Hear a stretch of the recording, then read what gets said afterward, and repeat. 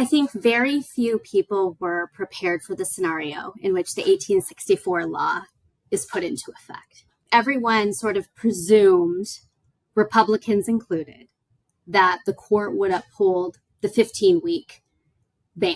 Republicans presumed they would have cover, and that the court has decided the issue is put to rest and everyone's just going to move on. This isn't an issue. We're going to talk about all these other issues. Well, obviously the opposite happened.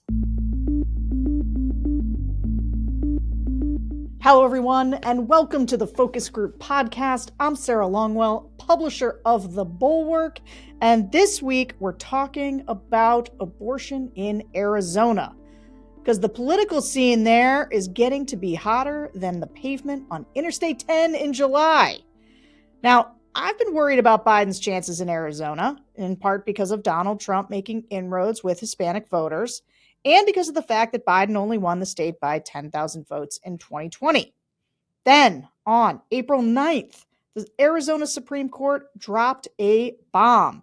They ruled that the state had to adhere to an 1864 law enacted before Arizona was even a state, and which essentially outlawed all abortions there. Now, there's been a lot of discourse about how salient the Dobbs decision was in 2022, and whether Donald Trump is hobbled by the fact that he appointed 3 of the Supreme Court justices who helped overturn Roe v. Wade. So we're talking to Arizona women who are swing voters and even 2020 Trump voters about how they're thinking about this decision and Arizona politics more broadly. My guest today is Yvonne Wingett Sanchez, democracy reporter at the Washington Post, who is based there in Arizona. Yvonne, thank you so much for being here. Thanks so much for having me. I'm a huge fan of the show. Oh, amazing. Well, I am a huge fan of your coverage, and you are the perfect person to talk about this. I'm so glad you're there. So glad you got to watch these groups, because they were doozies and very interesting. And you've covered Arizona since like 2001. Long time You've been there. And so how do you compare the political landscape today versus, the last 20 plus years? We have always had this strain of individualism and libertarianism and, keep your government out of my life sort of sentiment in Arizona. It's run pretty strong. It's run pretty deep. It's deeper and much more extreme than it's ever been. And I think really what we've seen more than any of my time, certainly covering politics here in the state through Obama's presidency, through the rise of the Tea Party, et cetera, is a hardening and a deepening of sentiments in a way that is extraordinarily troubling, mostly because people just don't agree on, let alone the issues, but the fundamental facts of an issue. And so we are starting from completely different places. And I think that is like the most underrated thing that is shaping, Arizona politics and voter sentiment, not just around abortion, but around, border security, some of these Trump trials, Biden's presidency, so many of the big issues that we see today. So it's sort of like this confluence of extremism mixed with this individualism and really sort of like this psyche that government is just a joke, right? And like just can't be trusted. And so I think those are really like the fundamental themes that are can be seen through any debate, no matter what issue. And Arizona 2024. No, you're hitting on something that's actually interesting, that's worth kind of observing, which is that the thing about swing states that is different from many other states is that, like, we all know the country is hyperpolarized and sort of defined by a kind of negative partisanship. But when you're in a swing state, it's like you're in this petri dish of that hyper partisan, back and forth. And it doesn't happen in most states, because like most states, you actually do have a dominant political coalition, right? Like if you're in Arkansas has a pretty dominant culture that is a red culture. If you're in California, you've got a pretty dominant culture that is a blue culture. And that doesn't mean that you don't have lots of sort of mini factions or like, blue urban centers and red states. Of course you have those things, but in a swing state, and maybe in Arizona almost in particular, because its Republican Party was sort of defined for a long time by kind of a John McCain mavericky thing. And I know that one of my observations about Arizona Republican politics is how since John McCain's passing, and even before that, the Republican Party there was going off the rails, was just getting so crazy and extreme. It's got Kelly Ward, and who were some of the other big players down there? I mean, there was Joe Arpaio, there was Jan Brewer, yes, who wagged her finger in the face of Obama on the tarmac in front of everyone, like this defiance, right? Against judges, against people in power, against government, and against, in some ways, like the very institutions that were also investigating them. Both of those big Republican prominent national figures faced DOJ investigations. And like, people sort of forget that. That was sort of like a preview and a precursor to sort of what we then ended up seeing on the national scene. But yeah, like McCain, when he faced, the issues or the backlash from the right on the border issue and the illegal immigration issue in particular, what did he do?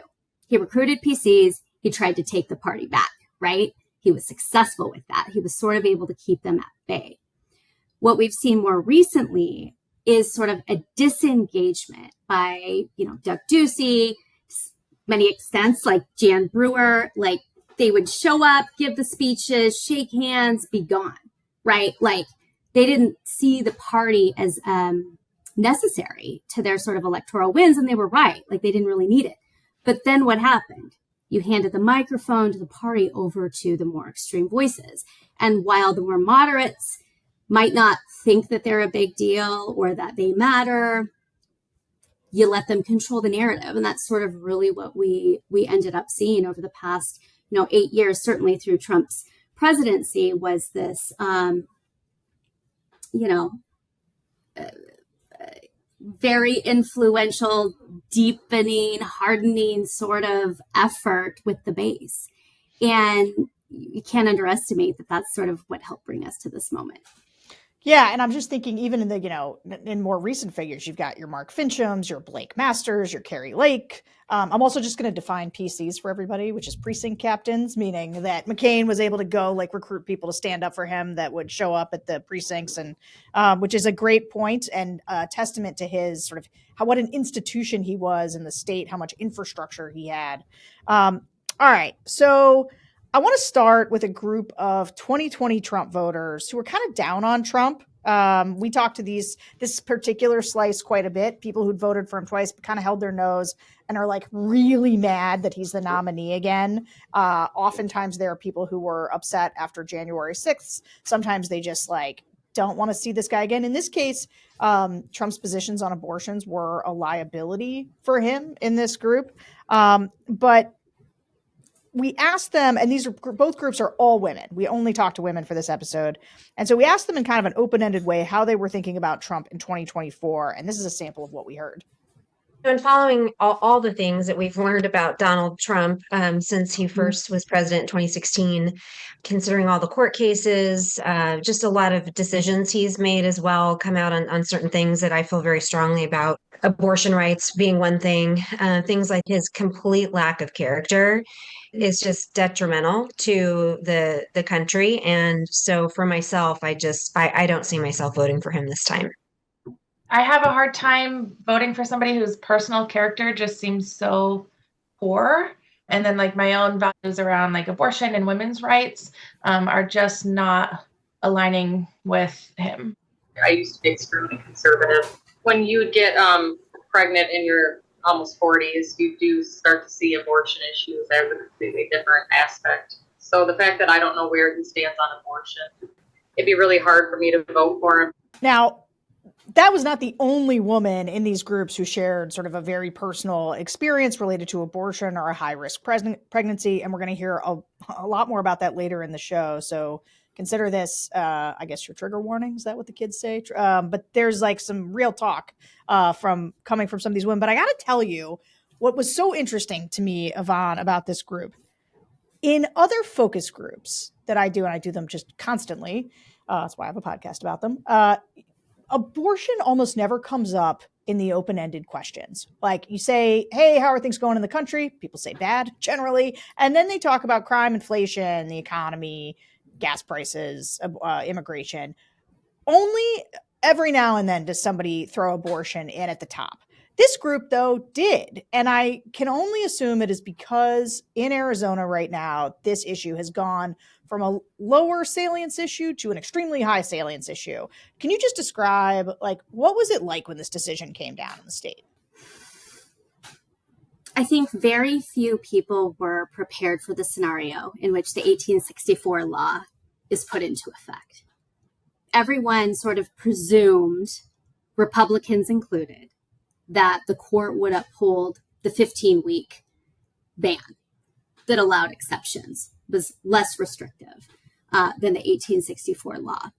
Republicans presumed they would have cover, and that the court has decided the issue is put to rest and everyone's just going to move on. This isn't an issue. We're going to talk about all these other issues that are at the forefront of people's minds. Well, obviously the opposite happened. And so it did send shockwaves. Very few things can do that these days. It's Arizona. Like, we are used to a lot of drama. This was kind of insanity, mostly because, and I think I've listened to both of these like focus groups in full. I learned so much. I wasn't necessarily surprised because when you talk to regular people, especially these swing voters, a lot of moms, nobody wants to think about abortion. Like, it's not going to be the thing that you want to talk about unless somebody reminds you of what the stakes are. You hear 1864, you hear Civil War, you hear the elimination of a right. As a swing female, probably a voting age, it's probably going to take you like middle age and beyond. You understand that life is super fragile. People talk about like this reverence of life in these focus groups, which I think really sort of nailed it.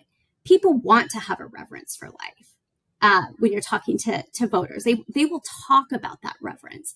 They will also talk about balancing the reverence and reconciling really poor potential health outcomes and what it feels like to pray for a miracle, but to also maybe know that a miracle might not happen. And that is a difficult but commonplace for not just women, but men, fathers, grandfathers, people who watch their daughters go through really difficult moments like this, to really sort of understand.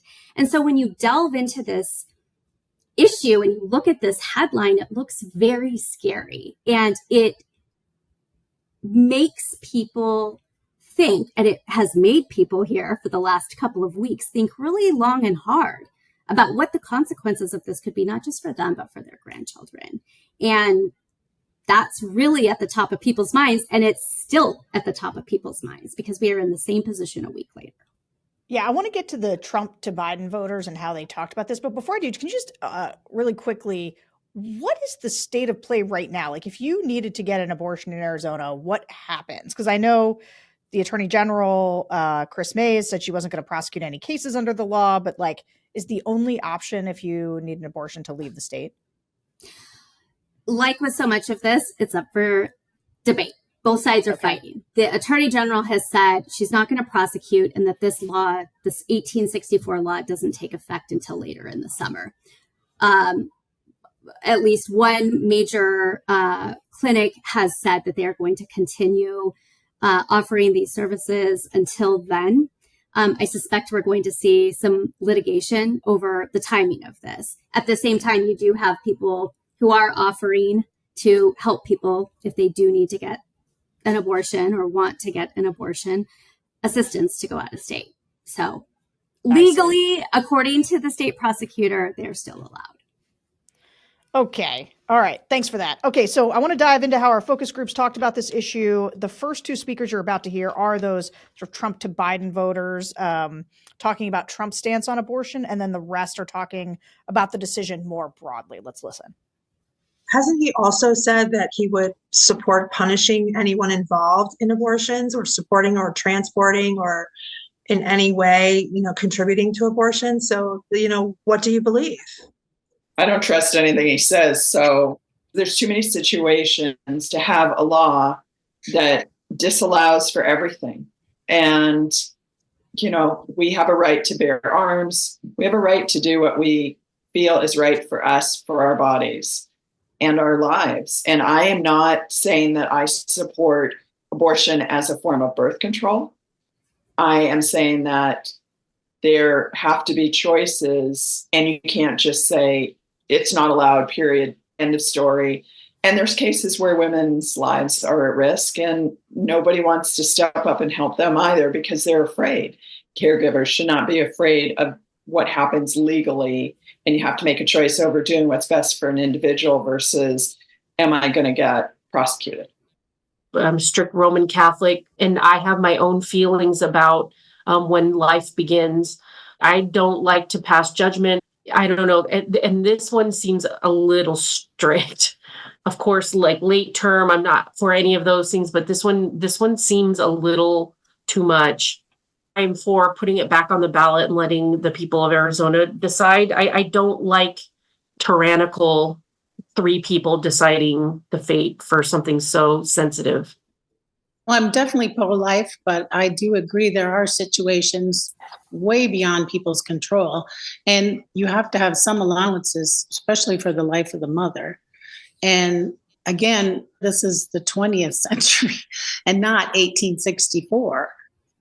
I sort of felt like Arizona was becoming like Gilead from The Handmaid's Tale. So, it's very disappointing to me. And I also am Roman Catholic. I don't support necessarily abortion, but I do believe there are some instances where the woman should have an opportunity to decide and not the patriarchy. I am pro-choice. I am also Roman Catholic, but I believe that it's everybody's choice. I don't agree with an abortion per se, but that's my body and that is my choice. So that's honestly how I feel. I have daughters. I have, I have a 17-year-old.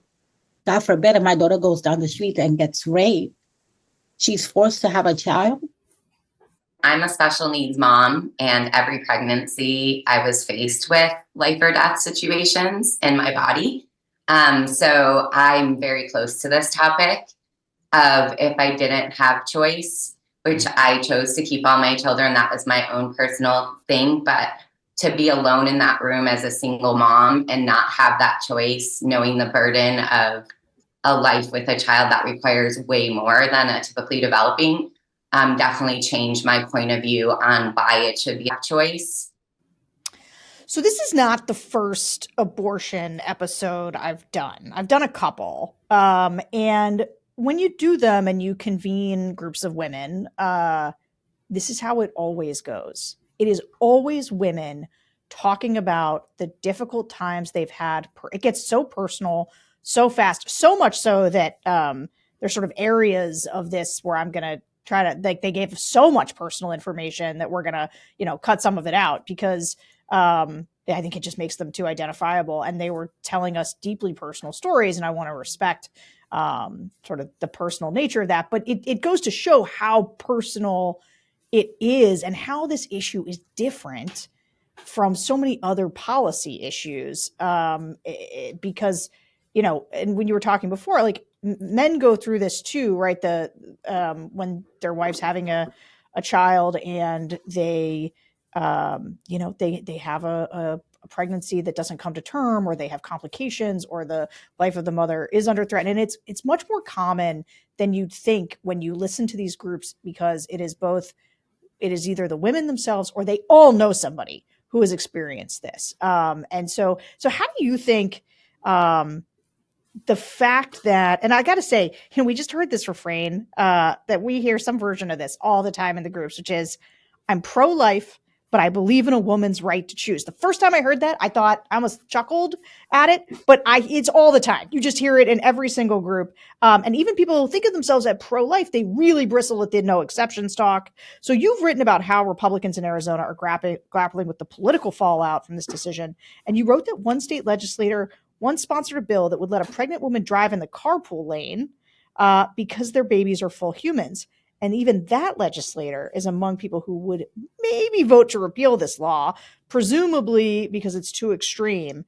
So do you think there's going to be a legislative fix to this? Like, walk us through how the legislature, particularly the Republicans, have dealt with or not dealt with this issue. Republicans fundamentally understand that the 1864 law drives out Democratic voters. It drives moderate voters and Republican voters away from their party. They will lose control of the state legislature, according to about a dozen Republicans that we spoke to about this, if they do not do anything to repeal the 1864 law. They are very fully aware of the electoral consequences of this. Based on conversations with so many of those Republicans, I think eventually they are hoping by May to repeal that law and potentially referring to the ballot a version of the 15-week law that included exceptions. It very much could mirror what Republicans passed at the state legislature. It was signed into law by then Governor Doug Ducey in 2022. It's seems, publicly, at least with the electorate, much more acceptable when compared with the 1864 law. So that is their wish. Who knows if they can get there? Republicans narrowly control both chambers. They need to pick up that support. They think they can do it, but it's going to come with a price. Like, they could face punishment by their party. They could face, punishment by the legislature. Like, it's probably going to get a lot uglier before it gets less unclear.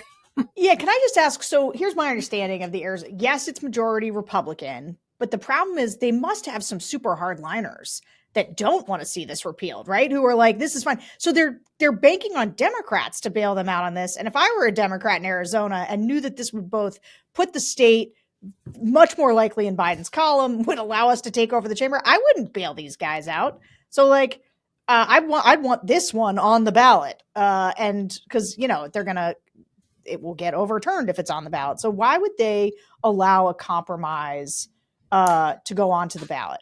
So some of the more hardliners, and these are going to be people who probably do not on the record vote in favor of repealing, but understand the electoral consequences and want their colleagues in those swing districts to go ahead and do it for them. These people will tell you, look, we're going to lose the state if we don't repeal this law. And what saves the most lives? Does saving the most lives allow us to temporarily take a loss, side with Democrats, repeal the law, refer something to the ballot, perhaps be able to maintain control of one, maybe two chambers, and in the end, long term, save more lives?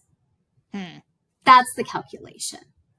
And is getting them on side, is it helped by the fact that clearly Donald Trump is panicked now? His campaign has got to be panicked about Arizona. So like, are they making calls to the hardliners being like, hey, you better, Carrie Lake, when this came down, cut like a 5-minute, because she endorsed the 1870 whatever law before I've heard her do it. She's on tape doing it a bunch, but she cut like a 5-minute, one of those soft focus things being like, my choice is not every woman's choice. Everyone's different. Suddenly, like they were in full damage control mode. And so is there just a ton of pressure on the hardliners to, There's a ton of pressure. But here's the thing, like, they don't need very many votes. They need 2 votes in the Senate, which they have. It is a pressure cooker. They're hearing from people on all sides. They're hearing from their wives, they're hearing from their daughters, they're hearing from their pastors, they're talking to each other, they're talking to their campaign managers. They've got reporters all around the world, literally. A crew from, abroad was following these guys around last week. Like, they are in a pressure cooker. And while they are used to being in the heat in Arizona, this is probably the biggest storyline that we have seen in the 20 years I've been here. Wow. It's a lot Yeah. of pressure. I believe that. Okay. So I want to hear from some of these down on Trump voters. They talked and how they talked about this decision. The previous ones were sort of the swing voters, Trump to Biden. And so it makes sense how they were talking about it. But I was surprised, actually, and I do these a lot, but I was still a little surprised about how these Trump voters, 2020 Trump voters, talked about Trump's position on abortion. Let's listen. He's been backward and forward on that particular point. And I think that he's starting to acquiesce to the polls a little bit on that one, maybe. I'm not sure. That's one of my issues with Trump, is my level of trust. I wish just in general we had more reverence for life. And I don't think Trump shows that by his comments about women. And I just think that is one piece of not allowing people their own medical freedom, their own liberties, to not be able to choose an abortion if they need it. I'm pro-life, I guess, in a perfect world, but I'm pro-choice because how can you force somebody to give birth and then we are in a housing crisis? Of course, nobody is going in there having a fun time aborting their baby. It's a horrendous choice that no woman wants to make, but realistically, it's like, oh, here, have this baby and be in poverty and we won't help you. And you can get a $15 an hour job when your rent's $2,000. I think that this rule in 1865 is ridiculous and it should have stuck with Ducey and he signed the 15-week thing. If the state votes on that and it's on a ballot, it's up to the citizens to really research who we're voting for and what we are voting for, which is why I think local elections are almost more important than federal. I think that there needs to be more education, more availability for over-the-counter preventative type of products. But I don't feel that I am the person to say to person ABC, I don't know enough about this woman, her circumstances. Was it rape? Was it incest? Does she have all kinds of problems? What is the real issue here? I don't feel I personally can make that decision for her. I am pro-choice, but I think it's possible to be pro-choice and anti-abortion at the same time. And with pro-choice comes, sexual education and all of that, and access to birth control, access to information about women's bodies. And I think the more you increase that education, the more you increase that access is actually how you get less abortions in general. Were you surprised how many in this Trump voting group were pro-choice? I think it was like all but 3 were. No. I wasn't really either. I mean, I see this in the Trump groups all the time, how many are pro-choice. But tell me why it didn't surprise you. One of the big themes that I heard from a couple of these women, and I hear from voters all the time, is this free will. I think a lot of times we think about that like independence or keep your government out of my life. But it's also with the Christianity, with the Church of Jesus Christ of Latter-day Saints, Catholicism, people of faith, it's that free will. And I think that's the essence of a lot of the arguments with people. It's who am I to tell you? Who is Trump to tell us? Who is the Supreme Court to tell me, what to do with my body? And I think that is one of the most underrated sort of trends, especially among people of faith who are these swing voters out, especially in the suburbs, who, gave Trump a chance, thought he had good intentions, are now having second thoughts on this specifically. Yeah, on this specifically. I mean, this was a problem. And I got to say, one of the things that was interesting, there were a couple that you heard from that ultimately were still willing to vote for Trump, but a bunch of them weren't. And they weren't exactly boy, I'm going to go vote for Biden. A lot of them were Kennedy, Kennedy curious. And what was interesting to me about the Kennedy curious is it dovetailed with the anti-vax sentiment, because Right. it was like, you can't tell me what I put in my body. You can't get between people and their doctors. Like, it was, as you are saying, this sort of libertarian, this is my choice, leave me alone kind of thing. Did that jump out at you? Yes and no. I was just having a conversation with a colleague about this last week, because I kept hearing these former Trump voters who are so like into Kennedy. And it's like, I was trying to understand, because their messages are so similar on a lot of different issues, particularly like health related ones and COVID. It's like, why? But this is why. I mean, hearing these voters sort of talk about that in the context of like this larger issue, and like the free will and the not able to trust, right? And invoking Handmaid's Tale and like several other terms that are just like, that spells like massive trouble for any candidate if people are talking about you in those terms. They don't want to go to Biden. Swing voters are really concerned about his age, and the gas prices here are some of the highest in the country, like the border, like it really, all of that really is a thing, and it is really on their minds. But this guy, right, kind of in the way that Trump might have made them feel back in 2015, 2016, maybe he has good intentions. Don't know much about him. Like, let's check him out. He's interesting. Why not?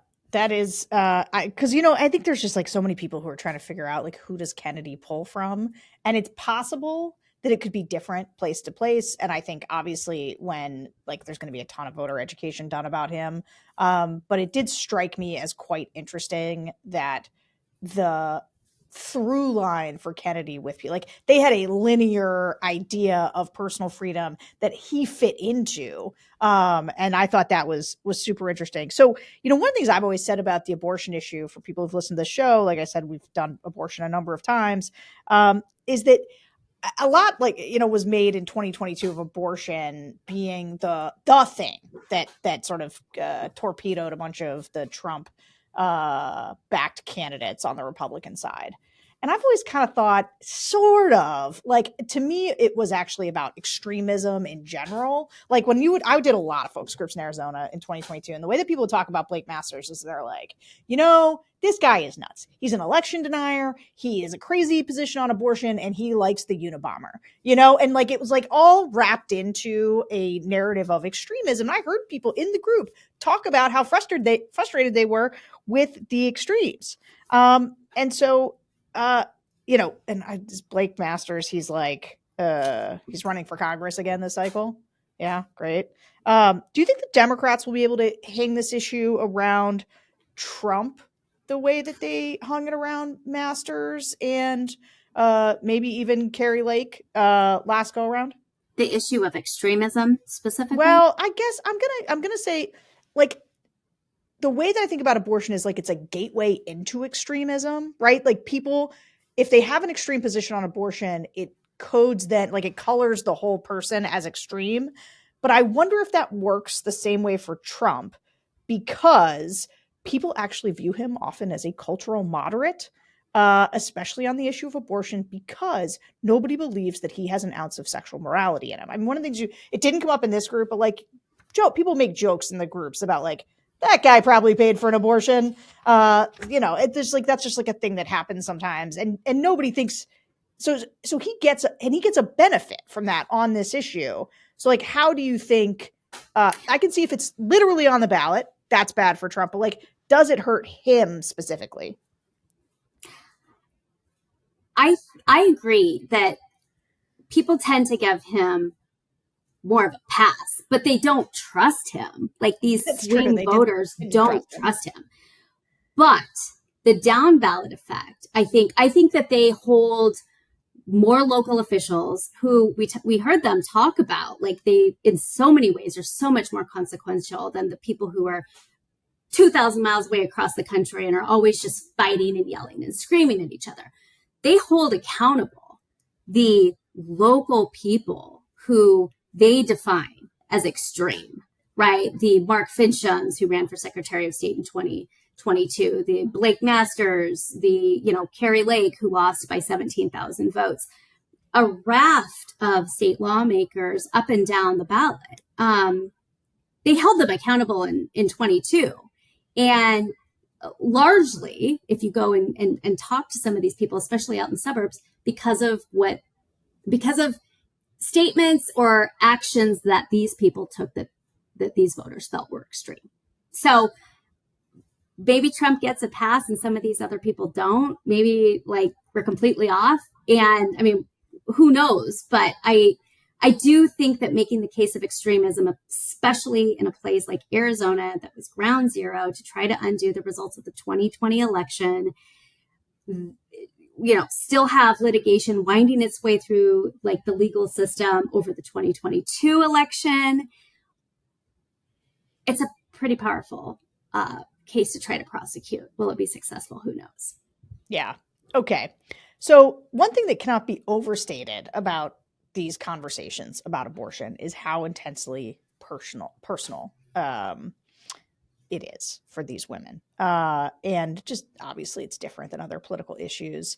And that can really run up sometimes against people's priors. So as I alluded to earlier, that was super evident in our group of Trump voters. Now these are down on Trump voters, and they were very clear that they didn't trust him, but these were Trump voters. And when people in a room, sometimes people ask me about the focus groups, well, why don't you put Democrats and Republicans in there? And I'm like, why? So they fight with each other and nobody feels safe to sort of say what they think.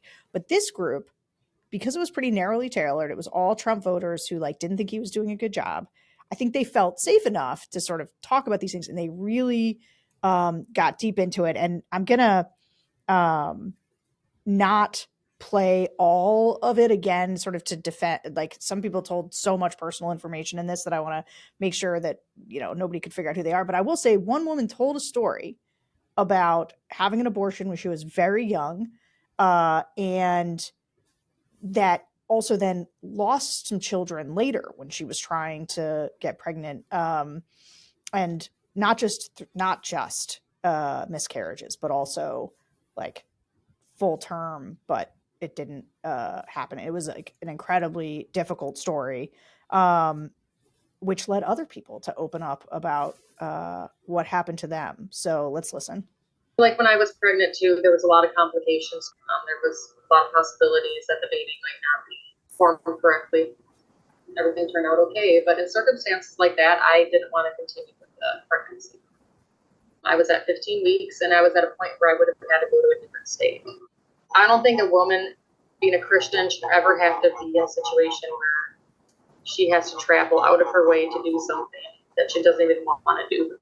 When I was 19, I found myself in a situation where I was pregnant, and the person that I thought was my partner had taken off, and I faced a very difficult decision. So I'm not proud to share, but at the time, because of family circumstances and other things I was going through, I ended up getting an abortion. It's something that stuck with me my entire life. After that, when I did get married and my first couple of pregnancies, I lost. So I have a very high value of life, and the sanctity of life is so near and dear. I have, not to cry, but I have two beautiful daughters, and I love them more than life itself, and I can't imagine my life without them. I value life so incredibly highly, but I also know that there's so many things that happen to people that we can't possibly judge, why they make the decisions that they do. We just need to provide them the opportunities to make the best choice for themselves, that child, and their future as well. So I have to say you're not alone. I faced the same situation when I was 20 and made the same choices. You aren't alone. I had to make the same choice not that long ago, actually. And that was because of how horrible the state of the world is right now. So you are not alone, and you were very brave for sharing that. And I think a major issue of this is the shame attached to it, to where women are carrying that shame because it's just placed upon us, but there is nothing to be holding on to of that shame. Okay, so in this part of the focus group, the women were doing this thing that I've seen women do when we talk about this. One woman was holding up a heart with her hands, people with women, they rally to each other's support. But it is notable that in a group of 9 women, 3 people had personal experiences with abortion, and then others had experiences with a pregnancy that was like incredibly traumatic and where it wasn't clear the baby would survive, and also like where it threatened the life of the mother. I mean, just like half the group had these. And that is the thing that I think gets lost sometimes in the politics of this, is just how much, because people don't talk about it as often, but I think during this election they are. Like, I think that you will hear more of these stories as we go. And you pointed this out, and I think it's so interesting.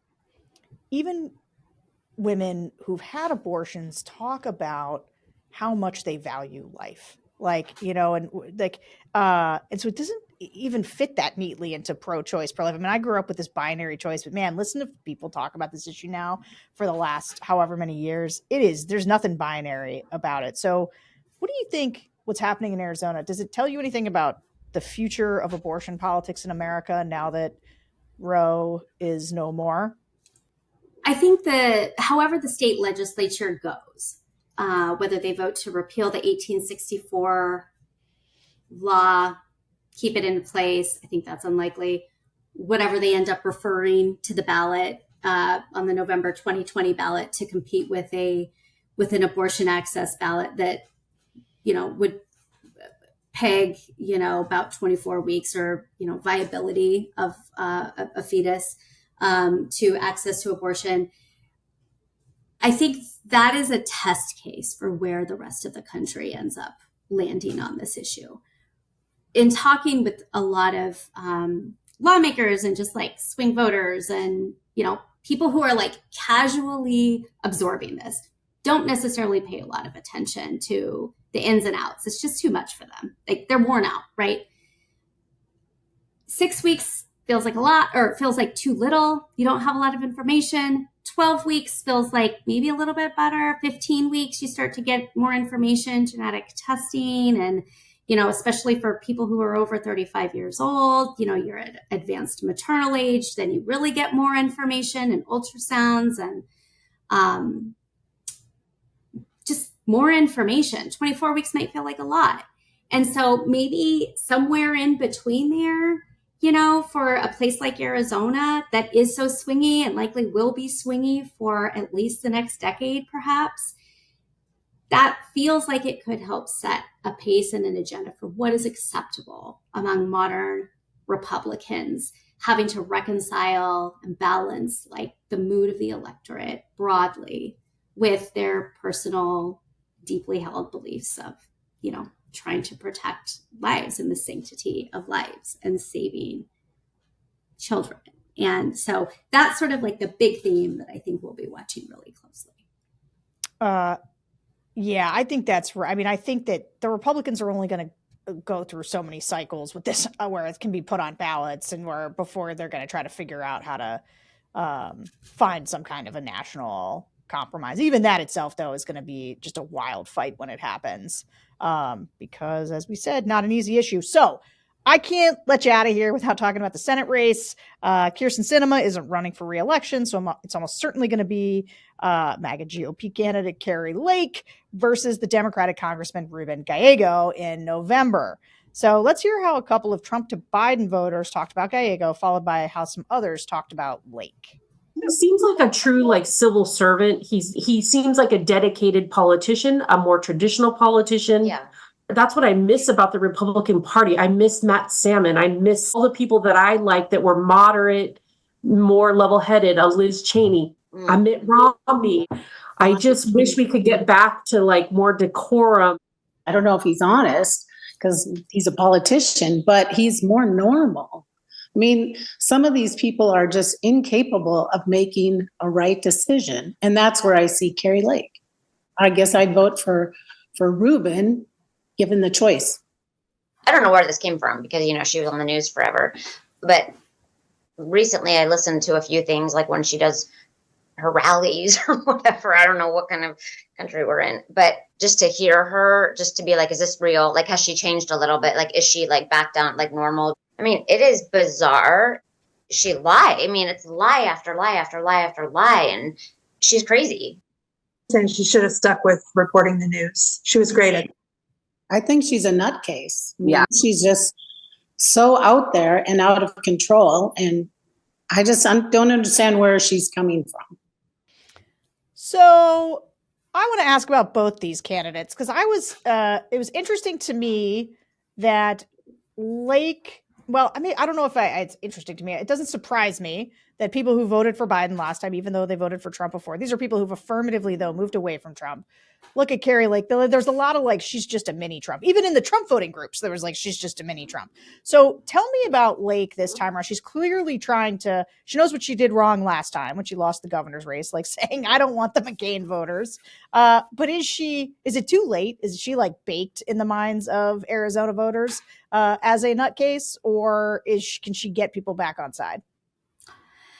I mean, I think she can get enough voters maybe back on side, but like her side, but like it has to be a consistent, very disciplined, softer message. And that's not what we have seen from her. She hasn't given the apologies that those, McCain voters, a lot of moderate Republican, independent voters want to hear from her. She has, on the one hand, said we're a big tent party. Sometimes we disagree. I want to move on from the 2020 election and the 2022 election. But she won't say she lost, right? And people want some sort of ownership of an acknowledgement that like, hey, maybe I shouldn't have said that, or, new page. And that she's not giving them that. And so she's got a lot of work to do, according to a lot of voters. A lot of people who were with her have been with her up until very recently. We did see a major shift in her with this abortion issue. And obviously she knows what the potential electoral consequences could be in this. The question is, can she stick with this? Can she help get the repeal effort over the finish line? And can she help translate that to so many of these other issues where some of these voters that you spoke to feel like she's really sort of stepped in it and have a very, very, very negative impression that is so hard to undo. And I will say some of the language that they were using is not a surprise to me. The difference is I'm usually asked to put some of those terms off the record, right? Yeah. People won't allow you to use the very terms that they use on the record in black and white to capture how they feel about her. But, there's still time to undo it. Interesting. Okay. And then on Gallego, it's funny listening to them because they were like, what a civil servant, normal politician he is. And I was like, this guy's pretty progressive and has had some of his own baggage, but like, that is not clocked for them. They were just like, what a nice young man he seems like. So how's he pulling off this I'm just a normie like you kind of thing? Okay, so I had the same impression when I was listening to these women. It reminds me of, this is Kirsten Sinema in 2018, right? Like all these people, oh, she's so moderate. She's a centrist. She's a maverick. She's very responsible. Like she takes her job seriously and she's willing to buck her party.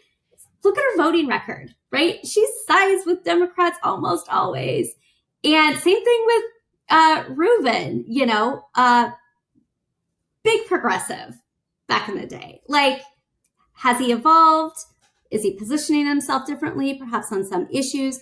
On the military stuff, he's sort of been pretty consistent on that, pretty hawkish on that front. But I think what voters are looking at is like the baseline. Like, we have a baseline. We all know what that baseline looks like in Arizona. He's nuts is what you're saying. The baseline is nuts, and he is clear on that bar. We just have a lot to say always. He comes across as responsible, as someone who has served his country. Young, maybe full of ideas, maybe in the same way that they size up Kennedy, someone worth giving a shot. right? And so I think that's like, look at the options. Maybe it's worth, crossing the party line and giving the guy a shot. Okay.